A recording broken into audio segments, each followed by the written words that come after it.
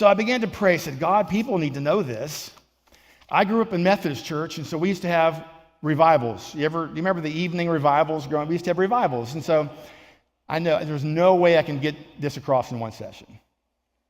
I said, if I could have 5 sessions, I said, Lord, I think if I had 5 sessions, I could probably do a good job in getting what we learned, how these things happened, across to people. But I want to go someplace that knows nothing about it. I began to pray. I couldn't do it in my church because we were teaching them all the time. I want to go someplace that totally had never been taught before. And I was introduced to a missionary to Albania and began to tell him what was going on. It was my pastor who ordained us in Tulsa. We were having lunch with this missionary, and he said, well, you've got to come to Albania. He said, Albania, Pastor Gary, is the only country in the world that has in their constitution, there is no God. It's a total atheist nation that had just come out of communism and atheism, and they're totally broke, and we need you to come and teach. Because he had gone in there, and he said, you need to come. So he said, one thing you need to understand, if you come, you have to pay your own way there, and these pastors have no money to get to the capital, Tirana, for this meeting. You need to pay their way there. I said, okay, I'll do that. And he said, I'll give you 3 sessions. And I thought, well, I wanted 5, but 3 will work. So I got on the plane, landed in Tirana. He meets me at the plane and says, hey, we had an issue. The guy had to cancel. By chance, could you do 5 sessions? I said, yes, I can. So if you've ever been to a country that's atheistic or comes out of communism, they're like Walking Dead people. They have no vision. They have no vision. They can't think like we think, create a business and you have possibilities.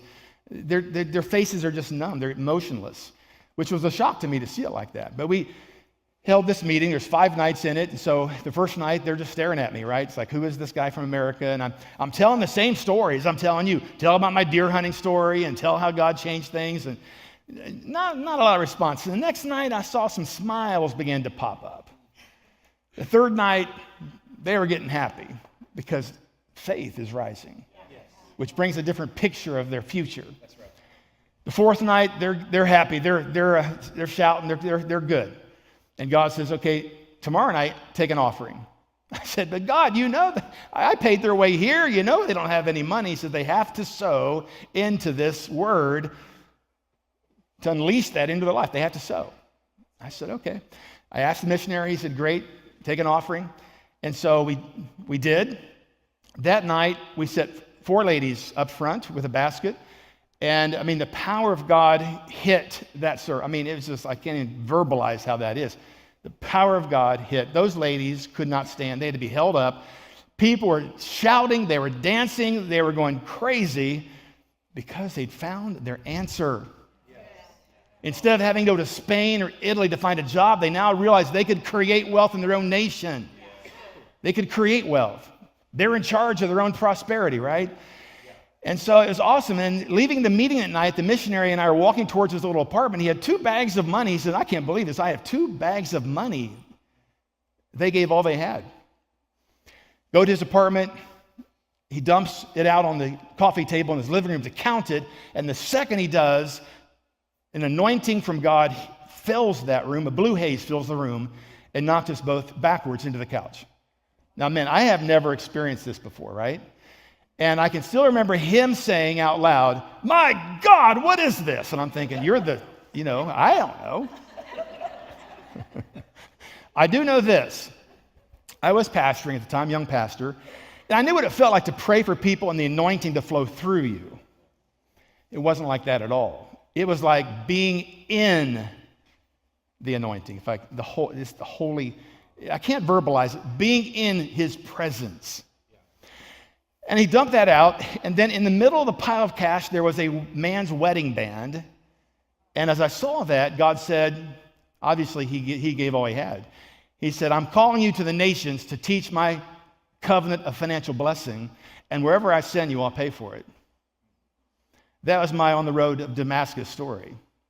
When I didn't want to travel or do that. God spoke to me and said, I'm sending you to the nations. Now, I didn't know what that meant. Does that mean that I'm going to travel a lot, which I have? I got back home and we launched television, which is in every time zone today daily, to teach people what we learned. So it was amazing, but for, I don't know, Drenda can test, for months, if I would go to like Cedar Point or somewhere where they had foreigners, they worked there and had their country listed next to their name, the minute I'd see that country, I just tears. The anointing come back on me. I had to teach this kingdom. I had to go, had to teach it. So life changed. So I came back from Albania, and a little church in Southern Ohio heard what happened, and they asked me to come down there. And so I taught the same thing, and the blue haze showed up again. They had to carry me out to the car. It's down in Albany, Ohio, and drive me back home. Another pastor heard about it over in the Indian reservation in Utah, said, could you come? We have a small little church of 60 people. At that time, I would teach anyone. I was like, I have to tell people what God did, right?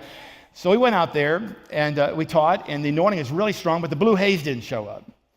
But nevertheless, the anointing is really strong. So this time, the offering we took was for our ministry.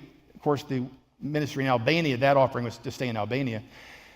So I came home from that trip, met Drenda for lunch, went to lunch, dropped off the money bag at my office for my secretary to count the money and get ready for the offering.